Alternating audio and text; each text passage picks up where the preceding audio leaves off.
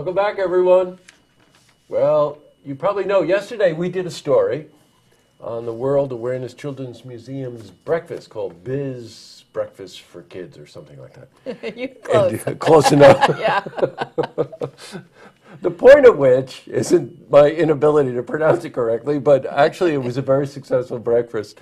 That coupled together with the fact that we're celebrating Dr. Seuss's would-be 111th birthday, Wow. which happened yesterday also. I called up Heather Hickland this morning, who's the director of the World Awareness Children's Museum in Glens Falls, and asked her to come in so we could talk about kids and imagination. And lo and behold, there was an event there today, very typical of the museum, that we want to highlight. So welcome back, Heather. Thank you. Thanks for having us. Always great to have you here. Yes. So in celebration of Dr. Seuss, here you are. Well, yes, happy to be here. Yeah. Yes.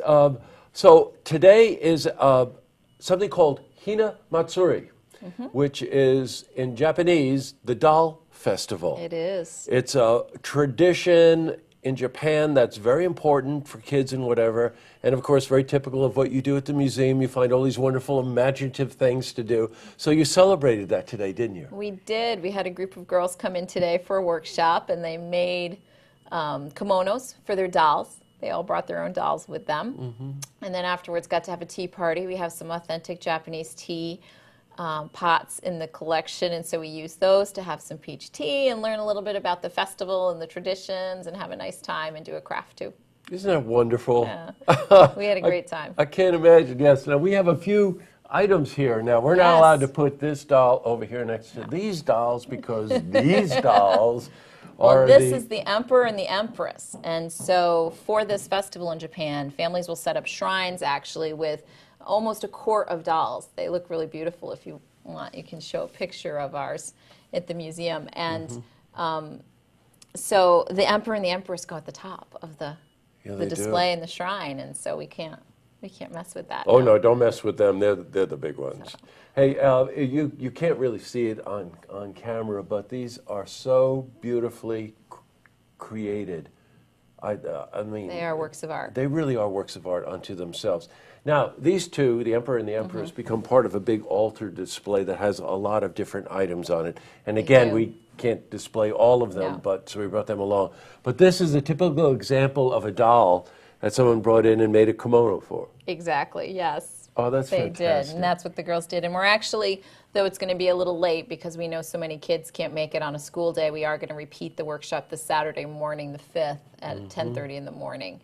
So kids will have another chance to come if they like. Yeah, and I don't know if it's a little-known fact or not, but Dr. Seuss, during the war effort, World War II effort, was hired by the State Department and had to produce some, let's just say, propaganda materials or whatever, utilizing his talents as an author and an illustrator. And after the war, he made a point of sort of rectifying that situation in appreciation of Japanese culture. He evolved very much, and, Yes. and like many people, he learned more about a different culture in a different way, Yeah. and evolved. That's and right. he actually visited Japan in the early 50s and saw the devastation after Hiroshima and what had happened, and came away with a very different impression. He wrote Horton Hears a Who, actually, Oh, is that about right?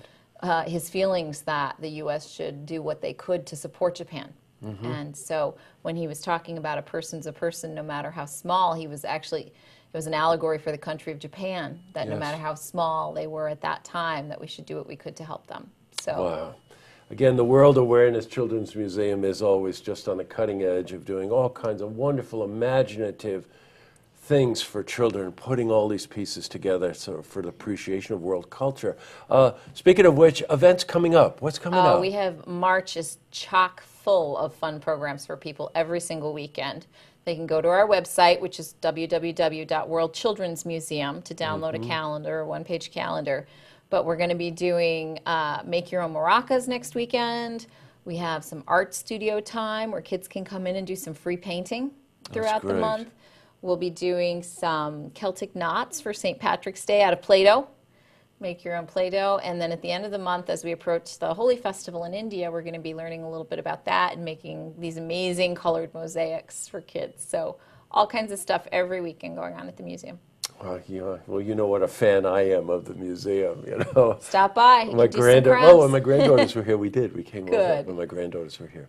The what's a chalk thing? So Holi Festival is celebrated in India, and people know it, I think, most famously because they use colored chalks to create this explosion of color on people and streets and each other. And we're going to keep the chalk on the paper at the museum That's for the what you moms and think. dads who are a little nervous. But yeah, my own daughters thought we should try and just get the chalk out and cover everybody with the chalk, but I told them we're going to keep it on the paper. So Yeah, that's what you think. that's our goal anyway. Good luck with that one. Thanks. Yeah, just color within the margins, sweetheart. Yeah, no.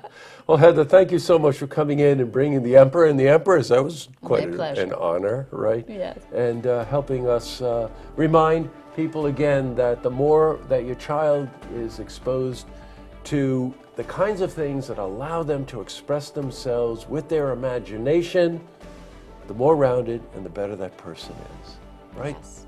All right, Heather. Great to have you. We'll be Thanks. seeing you. Glad to be here. You're welcome. To see this interview again, you can head to our website, LookTVonline.com.